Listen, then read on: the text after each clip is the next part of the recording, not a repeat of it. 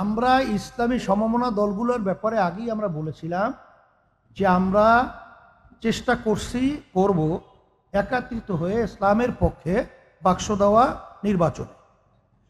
আর অবস্থার পরিপ্রেক্ষিতে এটা আমরা তখনই সিদ্ধান্ত এবং তখনই পরিষ্কার বলতে পারবো যে আসলে আমরা কোন পদ্ধতিতে নির্বাচনে অংশগ্রহণ করলে ইসলাম দেশ মানবতার কল্যাণ হয় সেটা আমরা তখন লক্ষ্য করবো ইনশাআল্লাহ।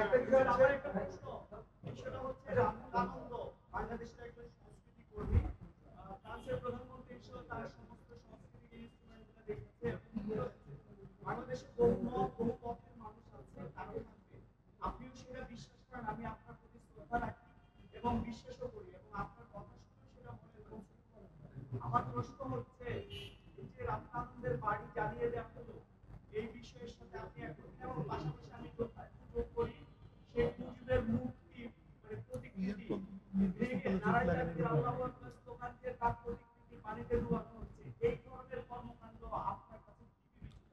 শোনেন, আমরা প্রথম দিনই যখন নাকি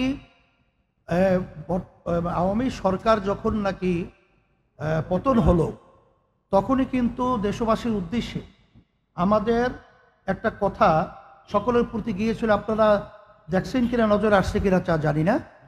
তখনই কিন্তু সংখ্যালঘু সহ তাদের জানমালের ইজ্জত এবং তার মালের হেফাজতের সংরক্ষণের ব্যাপারে আমরা কিন্তু পরিষ্কার বলেছি। এবং আজকেও আপনারা দেখবেন গতকালকে সহ সারা দেশে সংখ্যালঘু সহ বাংলাদেশে যারা বসবাস করছে তাদের জানমাল এবং তাদের ধর্মীয় উপাসনালয়, তাদের মন্দির সহ সেটা আমাদের লোকজন পাহারা দিচ্ছে। সেভাবে আমাদের পরিষ্কার, এটা ইসলাম ধর্ম কখনোই কোনো জাতির জান মাল ক্ষতির কখনোই তারা এটা প্রশ্রয় দেয় নাই।